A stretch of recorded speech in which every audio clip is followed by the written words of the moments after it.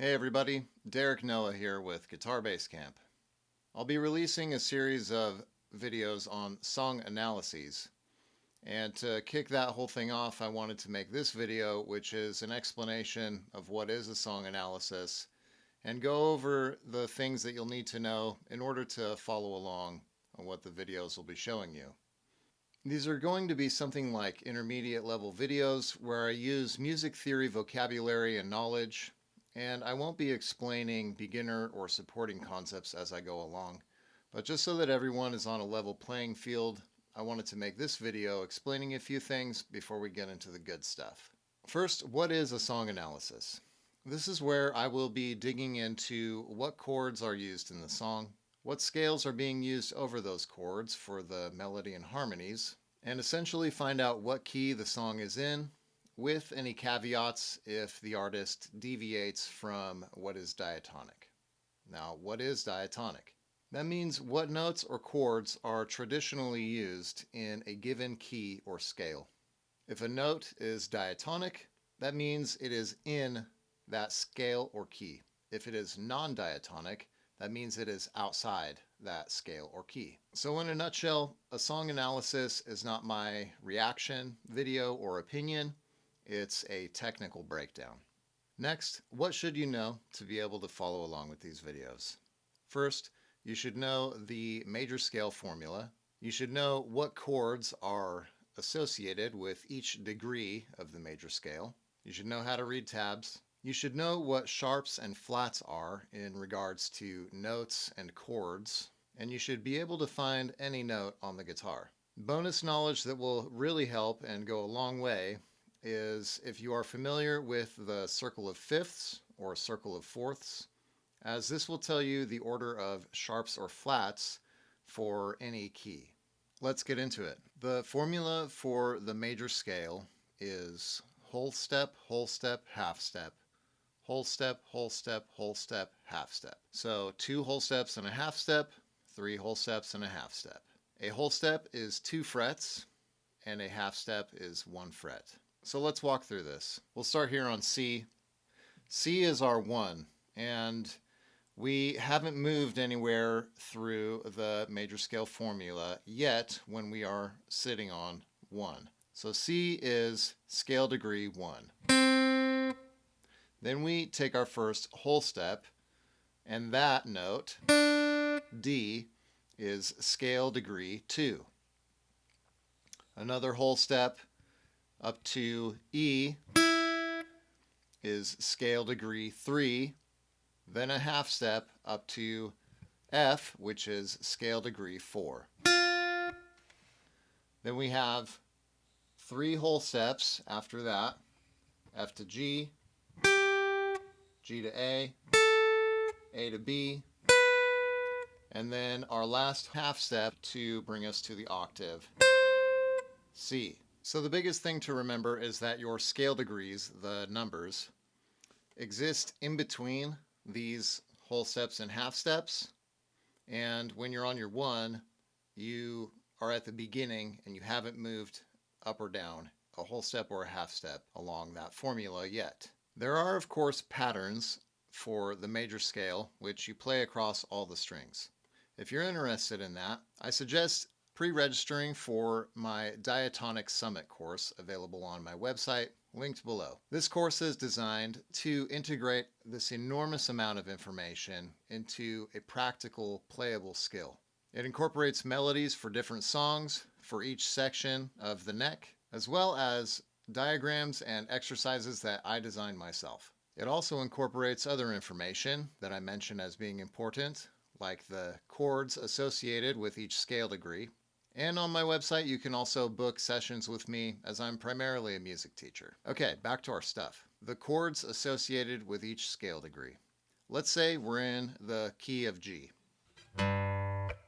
If you build a chord from each scale degree by playing that note, then moving up the G major scale, skipping a note, playing a note, skipping a note, playing a note, you build certain chords associated with each of those scale degrees.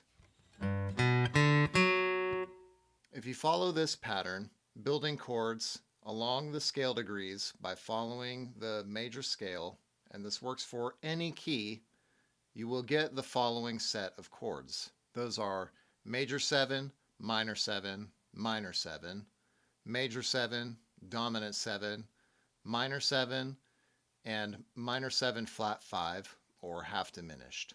You should either memorize this, write it down, or screenshot it, because this will be critical in the video series to come on song analyses. If what I said doesn't quite make sense, that's okay, as long as you know that these are the chords that come out of the major scale. And if you want to know more, you can book sessions with me on my website or pre-register for the Diatonic Summit course. Okay, how to read tabs. A quick breakdown is that tabs, when you're looking at them, are arranged with your top string on the bottom of the diagram. This is so that when you tilt your guitar like this and look at it, what you're seeing on the tabs is matching your view of your guitar when you look down at it, with your top string now on the bottom of what you're seeing. The numbers along the lines represent the frets that you will play in consecutive order. There are also certain letters or symbols. The ones that I get into with my tabs are going to be H for a hammer-on, P for pull-off, and B for bend. Other than that, I don't get into very complicated things in tabs. If you want a more in-depth breakdown, you can enroll in my free course, Learning the Ropes, also available on my website, where I take more time and detail explaining how to read tabs. All right, next is understanding sharps and flats as they pertain to notes and chords. So the musical alphabet has 7 note names, and those go from A through G. But there are actually 12 tones in that span of notes. So rather than having 12 different note names, we add either sharps or flats in between some of those, depending on what key we're in. Between the notes B and C is only a half step. Here's B, here's C. So only a half step, there's no sharp or flat between those two. And between E and F, there's also only a half step. All the other notes have a sharp or a flat in between them, and they share the note name depending on what key you're in. So here's a B flat, which shares the note name with A sharp. If you make a power chord or a bar chord with your root at any point, your chord is going to share the name of that note. So here's a C sharp, and this is a C sharp power chord. If we're in a key with flats, that would be a D flat power chord. Now, as for finding notes throughout the whole guitar neck, there's a trick that I like to use. If you memorize the notes on the top 2 strings, your E and A strings, then you can use the octave shape to find notes on higher strings than that. So if I take this A note on the E string and make an octave shape, that tells me that I have a 7th fret D string being also an A. And then I can take an octave from there, and that tells me that I have an A note on my 10th fret B string. Likewise, if I start on the A string, say I have a D note there, take an octave shape, that tells me that I have a D note on my G string, 7th fret, and another octave shape from that D note lets me know that I have a D on my high E string on the 10th fret. This concept, again, in my free course, Learning the Ropes, on my website. I have a lesson in there that goes through all the notes on the top 2 strings and how to use the octave shape to find notes on the higher strings like we just did, but it goes a lot slower, and I have diagrams that you guys can download for future use. All right, now for the bonus knowledge, the circle of fifths or the circle of fourths. To be honest, I never liked the circle format, and I never really understood what that diagram was trying to convey until I looked at it in a linear fashion. And so I'm going to do that for you guys here, and I'm going to call it what it is, which is the order of sharps and flats. That's more relevant to what we're doing in the song analyses. To know what keys have sharps or flats and what notes are sharp or flat, there are two different acronyms, and really they're just opposite or inverse of one another. So the one that I always start with is for the sharps, and it goes like this. Fat cats get drunk at every bar. So that's F, C, G, D, A, E, B. Now, that is the order of sharps. So whenever you have a key that's going to have sharp, which is any of those listed, your first sharp is always going to be F. If you have more than that, it's going to follow in that order, starting with F. The numbers under these letters tell you how many sharps these keys have. So we'll start with F. It has -1 sharps. This is because F has 1 flat, and we'll get to the flats in a moment. Most people know that the key of C has no sharps or flats. That's why it has 0. And the key of G is the first key that has a sharp. It has an F sharp. Remember that this is the order of sharps, so the key of G with 1 sharp has an F sharp. If we go to the key of E, that has 4 sharps, and we start over with F, C, G, and D. Now for the flats.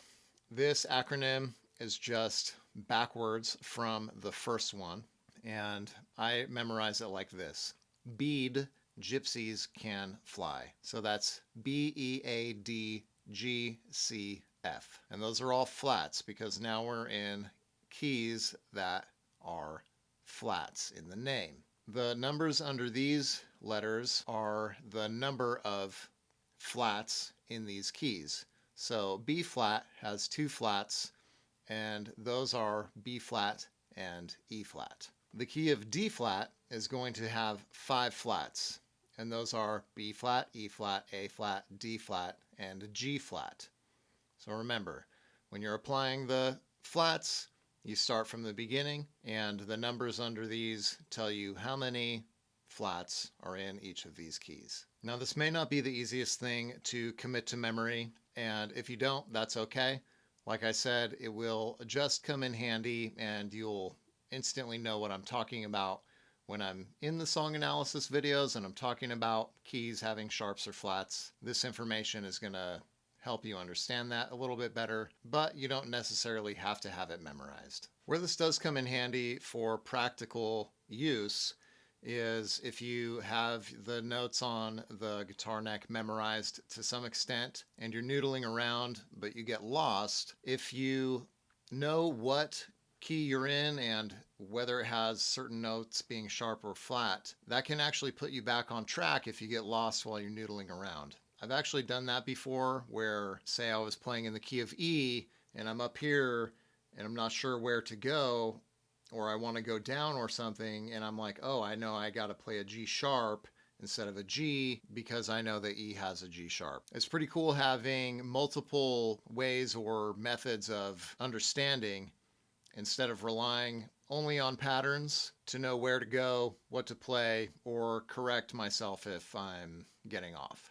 Having this knowledge actually at the tip of your fingers is one more way to reach your highest potential and become a great guitar player. That's pretty much it for what you'll need to know going into these song analysis videos.